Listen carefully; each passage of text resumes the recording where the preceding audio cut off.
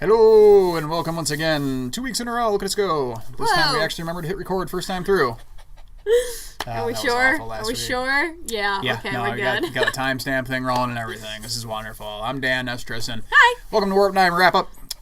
This week, there's not a ton of collectible stuff, just a few things, and one little thing that we want to show off just because we bought it from somebody and we think it's kind of cool. Yes.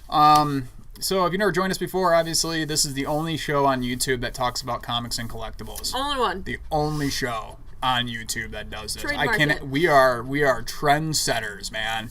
Like, if you're looking to like market an idea like Ciroc vodka or something, we're the guys to do that. Sponsor us. Like, we can do that shit. Like, we're like the best. We're like influencers. I wouldn't tell us to sponsor alcohol because neither of us really drink. My Twitter account has 114 followers, and like 20 of those aren't bots or porn stars. Whoa! Right? Insane. Right?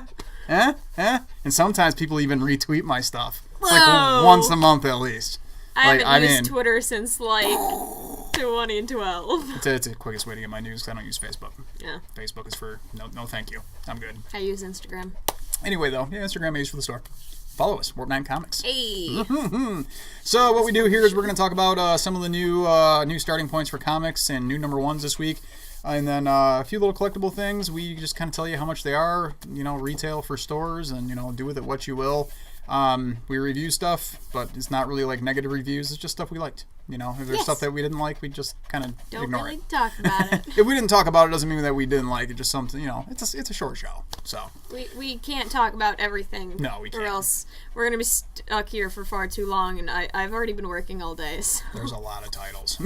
There's a lot of titles. What do you want to kick it off with? Let's kick it off with this because. Okay. Why not? So, we don't usually go after all, like, the super fancy, like, Funko Pops anymore, because back when I was collecting, it was a lot, harder to get stuff, so we could make a profit, and obviously, we're a store, we gotta make a profit. Nowadays, most of the exclusive stuff just isn't worth it for me to go drive all around trying to find because we can't make any money on it because people get all upset when we add money. But this we couldn't pass up. This a friend of mine brought this in, and so we purchased it, and we'll probably have it for sale at the store here in a little bit. I gotta wait for it to kind of mature a little bit. Look how big this guy is. It's a 10-inch tall Thanos Funko Pop. It was only available at Target. I think they are starting to make the rounds, so you can go to your local Target and try to find one. They're $30 retail, so I mean it's kind of expensive. But they're going for closer to like $60 online right now, and I have a feeling that's gonna go up as we get closer to the movie. Really fun. It's nice to see them doing the big Funko Pops again. They did them at first when Funko Pop first started with like Batman and things. But then they didn't do them for a long time. So like the old big ones are worth a lot of money nowadays, like the Batman, and there was like a D23 Steamboat Willie and stuff, like all sorts of cool stuff. So it's kind of fun to see them doing that again. The same guy actually brought us a Porg that he had gotten for himself, which was really cool. I'm hoping he can find another one because I really want it. And all I'm going to do is take it out of the package, and I'm just going to put them randomly around the shop on like shelves, just so people are like, wait a minute, is that a Porg? You're going to have a sticker that says not for sale on it. Well, yeah. So many people are going to be like, I need to get it Maybe down. I should get like a nest, like a little nest, and stick like a nest in the corner and stick him in the nest and just, watch people be like, wait a minute. Like, wasn't he over there before? I mows around, man. He just kind of does his thing. He does his own thing. Yeah, I think it'd be kind of fun. So yeah, I don't know what we're gonna charge on this yet. I'm not putting it out right away. We might even just take it to a show. And I know people are like, oh, flippers, keeping one for the real collectors. It's just not true. This guy bought it. He bought 2 of them. So he decided to give one for us. He didn't flip it to us. He just kind of sold it to us for regular cost. And obviously, we're a store. We gotta make money. And sometimes they get people who come in. They don't hunt for these things. They don't even know they exist. So then they see it on the shelf and they're like, oh, this is really cool. I didn't even know this was a thing because, people are serious about them pops, So they're beating each other up in parking lots and shit. It's getting crazy. I've heard some stories, man. It's getting nuts. It's like Crips and Bloods out there, only with Funko Pops.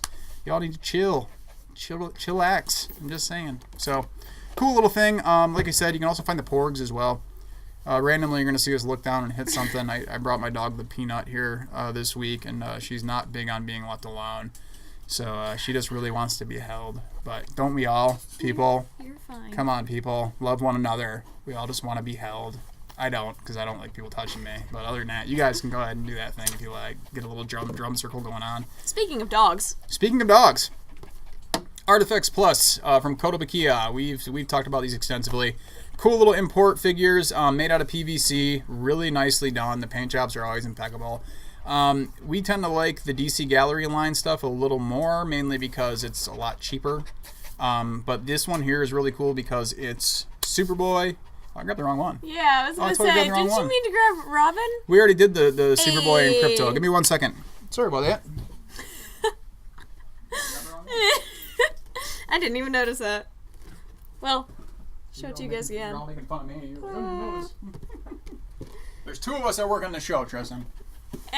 I just spent all day working. All right, so that one is Robin and Ace the Bathound. Yes, Batman does have a dog, and his name is Ace, and he has his own mask, and he is Ace the Bathound. I am really holding out hope that they're going to end up doing the Bat Cow, but who knows? We'll have to see. Yes. It'd be great if they did, though, because the Bat Cow was super sweet. So this guy will set you back, unfortunately, about $65, so they are a little more expensive, but they do sell out typically, and then a lot of times they can maintain or at least go up in value a little bit. So, fun little import thing from Kotobukiya. We like their Artfx figures. See. Okay, you're gonna have to help me with this one. So we got in the next wave of the Spiderman Legends figures with the Lizard Build-A-Figure. So, lots of these guys. So we've got, let's see here, this is Lasher. He's one of the villains. And we also have Spider-Man Noir, who came from the Spider-Verse saga. Ooh. Really cool. Like, if you've never read the Spider-Man Spider-Verse saga stuff, it's really fun, actually. This was, this is Lasher. Sorry, this was Prowler, right? Yes. Okay, yeah, I was reading the box wrong. Sorry, Prowler. I knew when I looked at that, I'm like, that doesn't seem right. I know. Lasher, and he comes with the head for the Lizard Build-A-Figure, and then Spider-Man Noir. And then we also have Spider-Punk! Yes. Spider-Punk was awesome in that series, man. I'm telling you, man. Spider-Verse, great stuff. Spider-Woman. And her new costume. I think that's the first time they've ever done her in her new costume. Not a big fan of the glasses. Just me. Outside of the glasses, though, I like the costume. The funny thing is, the glasses on the side here in the art is a lot cooler now. Because before they did it like really kind of crazy shooter glasses, and it just, I didn't know what the hell they were going for because I did not like them at all. And last but not least, Gwenpool! So we've had a lot of requests for the Gwenpool figure. It's kind of funny because they even box her so her hand's doing the little heart thing, which is a nice touch. But the good thing is instead of giving us like, Prowler, no offense to Prowler fans out there, but instead of double shipping Prowlers and all of them, they gave us 2 each of Gwenpool, which is great because it's the first time they've done the figure. And doing 2 per case actually helps us out as retailers quite a bit, trying to get people what they want. Not pictured, unfortunately, is the new Mysterio figure. Obviously, that was the one that went the fastest. It is what it is. I liked the previous release of Mysterio from about like a year and a half, 2 years ago. I just liked the paint job better. But this one was really cool because instead of just making them with the fishbowl head, you can actually see through it, and it gives the illusion of a skull with like a snake coming out of his mouth. So it's a little more scary, and they gave him some effects to go around him. So really cool figure if you can find it. But yeah, they didn't last long at all, And it's funny how many people are like, well, when are you going to get more? Well, we still haven't sold these ones, so we're not ordering another case just to get one figure. That would be fiscally irresponsible if you wanted in the business. Hey, Fonz, what the fuck is that? Gonna go kick some jukeboxes? Yes. Yeah. I did kick a jukebox the night before my birthday, and then I played K-pop. And everyone in a bowling alley hated me. It was great. Oh, yeah, we forgot all about that. Happy birthday to our one and only little Tiny here. She's 21. She is legal drinking age. And the funny thing is, doesn't like to drink. Don't. And the other funny thing is usually when you turn 21, the people you work with take you out for a few drinks, whatever. You have some fun. Not here. Recovering alcoholic. Our card guy's a recovering alcoholic. And Trey just doesn't like alcohol. So none of us drink. That's fine. So we were just like, oh, well. So I'd much rather get all the lion got cats. her some lion cat pops, and she was happy. So got the glow in the dark one and like the pink one, and then the gold one. Oh yeah, the gold one. Yeah. I forgot there's like 4 in there. Yeah. And yeah, there's a lot of lion cats out there, man. It makes Trying to me keep happy. up with all the liars, It's just the way it is. So yeah, she's got a pretty good set going on, but she's gonna have to find those chases herself because this guy's not tracking those down. Yeah. They get expensive. They get expensive. So kicking over to comics news, Hal Jordan and Green Lantern Corps started a new little a new story arc called Dark Star Rising. Darkstar is a previous, I want to say like villain. It's interesting because if you've been reading Hal Jordan in the Green Lantern Corps, the controllers are back, and they're trying to once again take down the Green Lantern Corps. So and the Ganthet and those guys. I always forget the little blue guys' names. It'll come to me later, I know. But they're trying to take down their whole spiel, and they started to they made the Darkstars again. And it's interesting because they can no longer control the Darkstar armor, which then goes to find another host. And it just happens to be a villain that the Green Lanterns have locked up in their science cells. So they not only let loose this thing of the galaxy, which is very dangerous, but also it is now bonded with a vigilante type. I won't call him a villain because what he thinks he's doing is right, and some people would side on the fact of him, but he's very much about justice, like so the Punisher form of justice. An anti-hero. Yeah, if that. I mean, to me, he's pretty. I think he's just a sociopath who likes to kill people, but then kind of. No, I wouldn't say that because that would make him a hero. No, because an anti-hero isn't a villain. So an anti-villain wouldn't be we're getting deep hero here. or a villain. If you want to keep getting, but would be more on the bad side. Well, if an you want to get deep like that, a little bit more on the good side. Go work for Hallmark or something. You can write some cards, okay? And not in the show. We gotta dumb it down for the audience here. This color audience is stupid. And there goes all of our subscribers. Unsubscribe. I'm gonna get us a T-shirt that says just say unsubscribe. Would be awesome. Yeah, it would be pretty fun, except I'm cheap, so I'm not going to do that. So, yes, Hal Jordan in the Green Lantern Corps, good jumping on point. Number 42. Writer was Robert Venditti. Look at that, second page. What a concept, putting the stuff on the second page. Artist was Ethan Van Sciver, who I'm not a fan of personally. Colorist Jason Wright, letterer David Sharp, and the cover was Rafa Sandoval. So all the Green Lantern stuff has been a lot better. The New 52 stuff wasn't great once Jeff Johns left and people were kind of leaving it in droves. But now we've got two books. We've got Hal Jordan, the Green Lantern Corps, and we've got Green Lanterns. And both books have been absolutely great. So check them out if you can. Carrying on with the New Age of Heroes, which is what DC's been doing to kind of get a little more focus on their artists instead of always talking about the writers. We got the Immortal Men this week. The Immortal Men obviously is an older DC title that's been around for quite a while. It can be a little confusing at first with this first issue, but I actually really enjoyed it. And obviously Jim Lee doing the pencils doesn't hurt at all. And it's a perfect jumping on point if you've never read anything about the Immortal Men or are unsure of who they are. It does explain quite a bit. And that's where it can be a little confusing. But they're doing a pretty good job with the New Age of Heroes stuff. The only one that, I should say, there's only a couple books that there's not a ton of interest in, unfortunately, like Damage. Not a lot of interest in Damage. Wop, wop. Yeah, so it is what it is. Silencer's been pretty well received, though. The Terrifics, and then now Immortal Men. I actually Sideways. Didn't look. Oh, yeah, Sideways. Except everyone feels like it's Spider-Man. With teleporting powers. But hey, it's still a good book in my opinion. It's been fun. So Immortal Men, I'm interested to see where we're going from here. I'm hoping to introduce people to more parts of the DC universe that they just don't really know much about. So, as I said, I know we all talked about Jim Lee doing some of the art, but the storytellers were Jim Lee, Ryan Benjamin, and James Tynion IV. Inkers were Scott Williams and Richard Friend. Because he's everyone's friend. Just saying.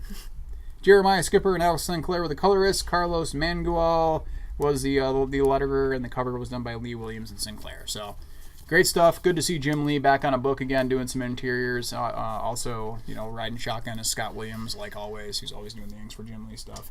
Great stuff, guys. Really like it. So that's your show. I'm going to leave. No. We got a bunch of Marvel stuff to talk about today. Yes, and I'm talking about them. First things first, Exiles #1. Happy to see it back. I have actually never read anything Exiles before. Great stuff. Reading this, so I'm excited to see where it goes. As somebody who's basically blank slate, doesn't kind of know what the premise is. So what is the premise? The premise is it starts out with Blink. Right here, so pretty. Blinky Blink. Blink kind of gets summoned to the moon. I'm not going to say by who or what or when or why or how. Blink gets summoned to the moon, and is... What is the word I'm looking for? Not forcefully. Well, in the old Exile series, they had this little thing that they would use to, and I always forget the name of it, that has them jump into different universes, and they're always called away to help fix different timelines in different universes. But they could always control it, was the deal. Not so much now. This thing has got a mind of its own. It called the Talus. There you go. Ha. It calls to Blink, brings her to the moon, ends up bonding with her, and then whisks her away to a different universe, and it goes from there. She can't really control it anymore. No, but she's getting kind of the idea of what it's trying to do. So it's trying to build a team, and they're trying to kind of stop the universe from crumbling, because the universe is always in naturally danger. But this time it's all the universes. Yes. So. Oh, do you want to pick that up from there? Or do you want me to keep going? No, I just went blank. I was like, wait, what were we talking about again? Okay. Obviously, just from looking at the cover, it's definitely a bit of a strange team, but... Well, look at the Miss Marvel thing. Yeah. Who doesn't want to be called Miss Marvel? No. Wants to be called Khan, which is awesome, because there's going to be some Star Trek II jokes all over this motherfucker. And the funny thing is we don't know if in her universe if Star Trek II even existed. Yeah. So they're going to be like, Khan! She's going to be like, why does everyone keep saying that to me? But she's like old and grizzled, and like she comes from a war-torn universe, so like she's not Miss Marvel. She's not Sunny Kamala, future President Kamala. If you read, what was it, Old Man Laura last week that we talked about?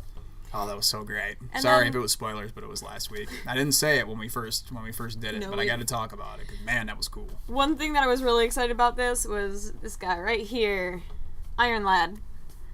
From, but not from the Young Avengers. Yep. Which, as you may know, if you have continually watched this, is one of my favorite series. But this is not Iron Lad. It's like another universe version where, like, Young Avengers didn't happen, but he knows that it was, like, a thing at one point. And there's so many universes, so... Confusing! Well, Iron Lad technically exists in every single universe, because he turns into can... in some form or version. I know this gets confusing when we start talking about the multiverse, but he's technically Kid Kang. Kang the Conqueror, Kang the Time Lord, the guy who's always been a thorn in everyone's side. One of my favorite villains of all time, because he's the only one that they do where they do time travel, and they don't get so stupid about the time loop thing. It's more about, like, I'm Kang, I'm king of time, and check out all these cool weapons and, like, castles and shit that I just brought with me. He'll have guys back there with laser guns and, like, archers from, like, the 15th century, He's like, these are the best archers that have ever lived, and I've got them all on my ramparts, I love shit like that. It's just like, okay, this writer obviously took a bunch of PCP and was, like, reading history books and was just like, watch this, Kang's gonna do this shit. And that's writing to me. And you definitely get... As you would expect with a smaller version of Kang, smaller version of that whole situation, which is going to be really exciting to see in this. So he eventually gets, Iron Man armor, and then it kind of goes from there, and he comes back in the Young Avengers. So we got Iron Lad, we got Khan, and then we got Blink so far. Right. And the other cool thing with Blink is that they actually talk about where she's from, and I guess she's from the Bahamas. Which I never knew that. I never ever knew that. That's where the whole thing starts. Is she's from the Bahamas, which I was like, that's super cool. So super cute. And everyone loves Blink, man. Yes. How can you not love Blink? So great first issue so far. If you haven't read some of the old Exile stuff, it went on for a long time in like the early to mid 2000s. So there's a lot of stuff out there. I enjoyed the whole run just because of all the fun stuff they do going to different universes and things. So it's definitely interesting. Saladin Ahmed was the writer, who's also been nominated for a couple awards for Black Bolt this year. Javier Rodriguez was the penciler and colorist of just page 4. Alvaro Lopez was the inker, and the hardest working colorist in the business, Jordi Belair, did the rest of the colors, and VC's Joe Carmagna was the letter. So yes, Exile's #1 from Nina. Check it out if you like to surf the multiverse. And who among us doesn't like to surf the multiverse? It's hard to explain. As you can see, I couldn't quite do it. Another great first issue from Marvel. It's going to be a limited series, but it's one of my favorite characters, and we all knew they were going to do something with her because she's going to be in the Deadpool 2 movie. And that's Domino. Domino, #1. Did you read it? Yes, I did. Apparently she liked it. I loved it. Okay, I'm just gonna say loved it. The first page is the cutest, funniest thing in the world. Basically, it's Domino's birthday. Birthdays. Birthdays. After going on a bit of a mission with her partners, what's the pink-haired one's name again? Oh, dang it. The pink Diamondback. Oh, yeah, Diamondback. Diamondback and Outlaw. Mm-hmm. They've kind of strafed the line between villains and heroes going back and forth. I didn't know that all three of them were like really good friends. Yeah. Or maybe that just started. And I really didn't know a whole lot about Outlaw and Diamondback. So it's kind of fun seeing these characters and kind of getting to know them a little bit better. It's really fun reading Outlaw. Did I say Outback? I might have. I can't think today. You said Outlaw. I thought I said Outback for some reason. No. Probably thinking about going there later for like a bloomin' onion or something. Ooh. Don't even get me started. Ugh. Oh, those things are so good. It's really fun reading Outlaw because she has that accent and it's definitely apparent in the words. And so in my head, I'm just reading it in this really bad Western accent. I'm like, this is beautiful. Western accent? Southern accent? It's like an Old West Southern accent, though. Old-timey? It's like an old-timey Southern West accent. I'll go down to the crick, y'all. Basically. There you go. I nailed it. Damn, I'm good at this.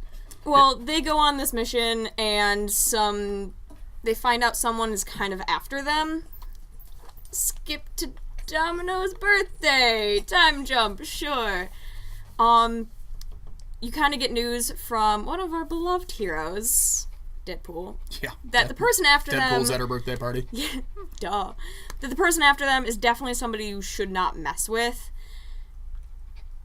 It's interesting how it's a character that I don't recognize very much. There's a lot of characters I don't really recognize. It's using a lot of the B. Yeah. A lot of the B and C squad, which is perfectly fine. I love because I definitely want to learn more about these characters.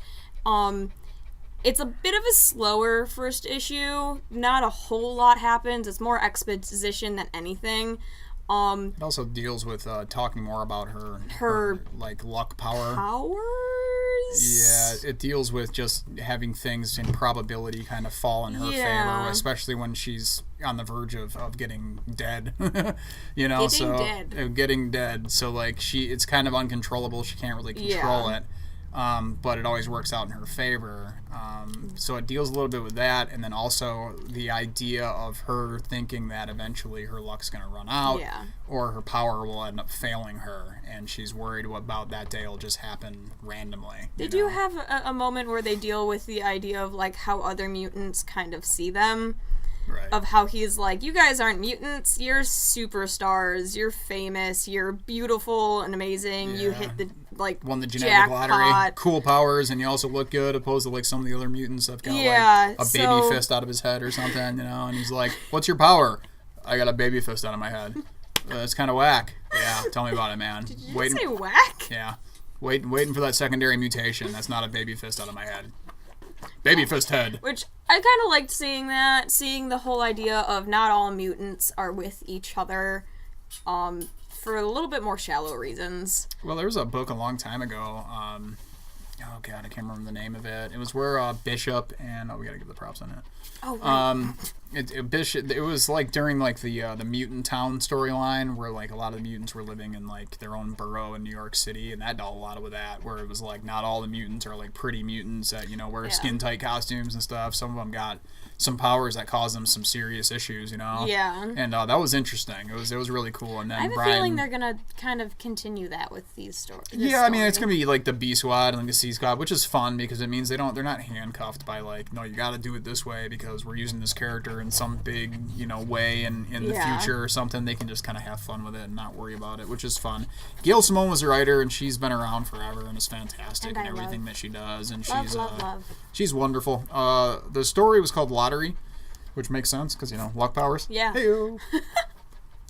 David Baldion was the artist. Jesus Eberdov was the colorist. VC's Clayton Cowles, once again, was the letterer. And we got a cool cover from Greg Land and Frank Diarmata. And there were a bunch of different variants, including the Liefeld variant that came to us folded in half. Thanks, Diamond. But fortunately, it looks like they're going to replace it. Yeah, it's in the bag. Fortunately, it happens, especially it's like a 1 in 25. But yeah, who cares? It's only a $40 variant, Yeah, we don't need to make money or anything. It doesn't happen too often, but sometimes it does happen. They're supposed to bag and board a lot of our more expensive variants. I can't tell you how many times I've had 1 in 100 variants on the bottom of a box, no bag and board, but a bunch of 1 in 10 variants bagged and boarded.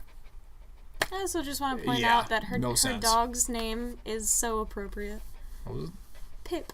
Oh yeah, Pip, which is the dot on a domino. Hey! It's one of those things you read it and you just want to drop the comic book and run around your room like, I got that joke. It was actually really cool. It was very sweet. And the dog has a little domino over his eye. He's all white too and has a little domino, so he's like perfect for her.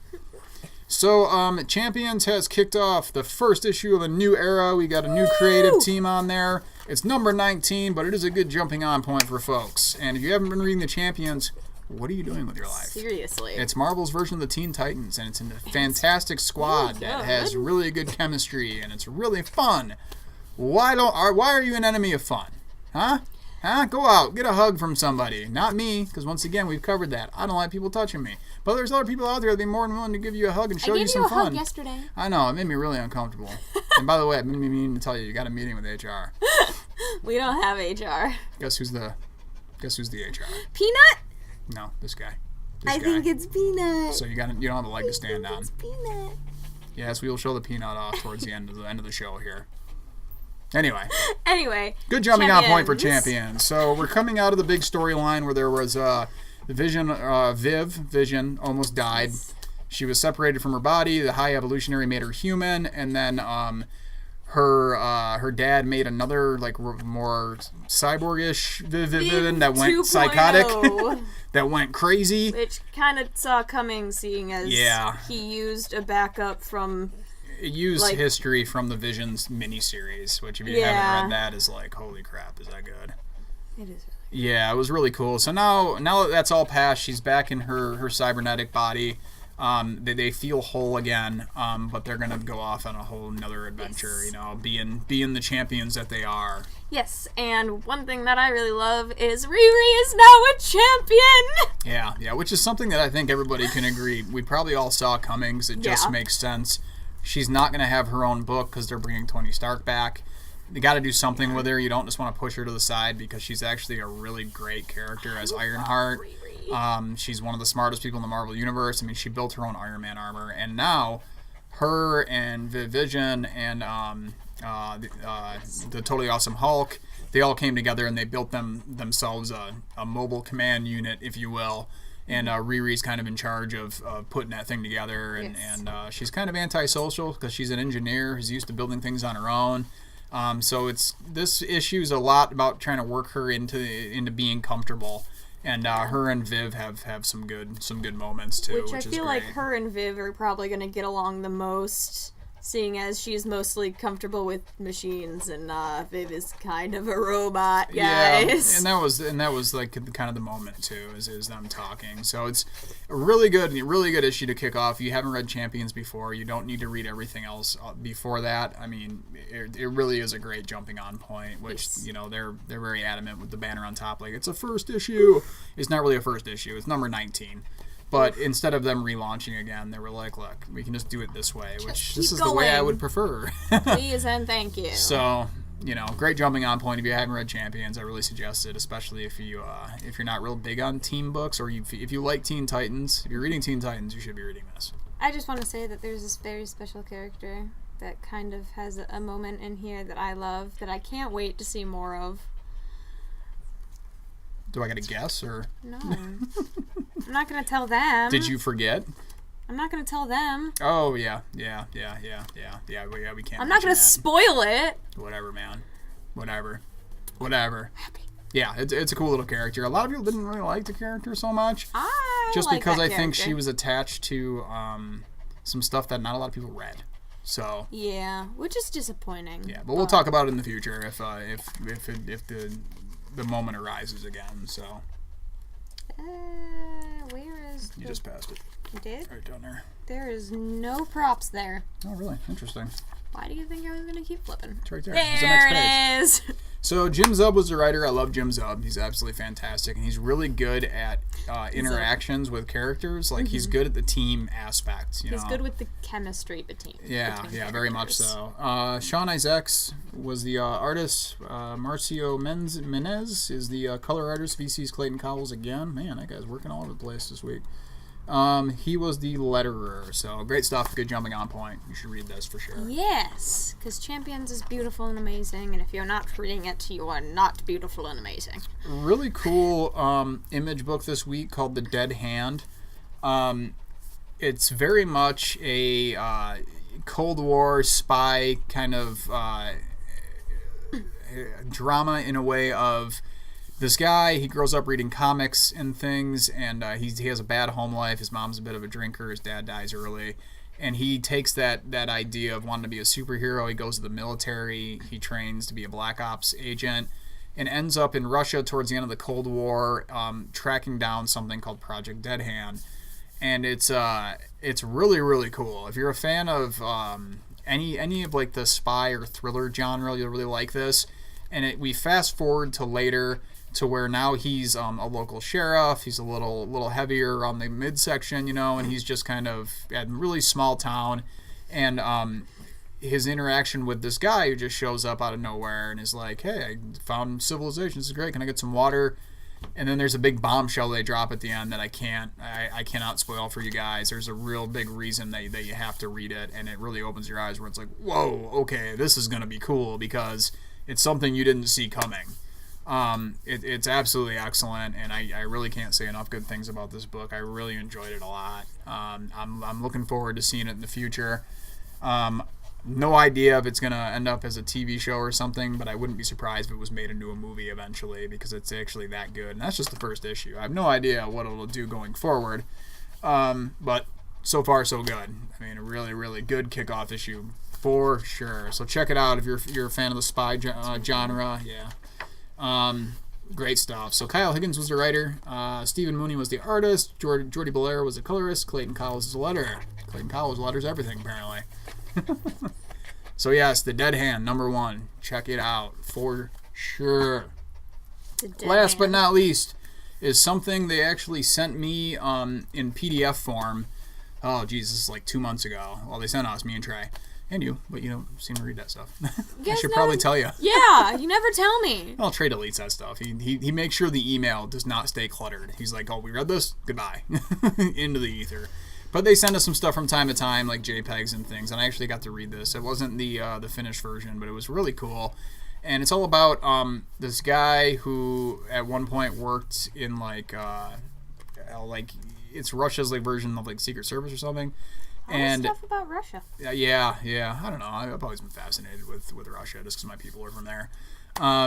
So the cool thing about this is that this guy learns that his brother took a job in this really far off region to where allegedly these guys can go and they can drill for oil and make really good livings and things, except his brother figures out that it seems like it might be too good to be true because he got word back that his brother has disappeared. He can't find him. He can't get a hold of him. So he has decided to take on this same dangerous job to go track down his brother. I don't want to give too much away. It's a very layered story. It's all about how far will you go for family, and also what is this thing that they're doing as far as rich men getting rich in the back of very poor people, and it goes from there. So it's about hard times in Russia, but it's very, very, very good. And I read the first 3 issues, and I very much enjoyed them. So I've been waiting for this guy to come out for a while, and I was very happy with the first issue. So I hope you guys will be too. Steve Orlando was the writer and the creator. Gary Brown is the artist and creator. Lee Lockridge is the colorist. Thomas Maurer is the letterer. Ariel Bastich Besish was the associate editor, and John Moisen was the editor. Yeah, so check it out. Numero uno. So, last but not least is, come here.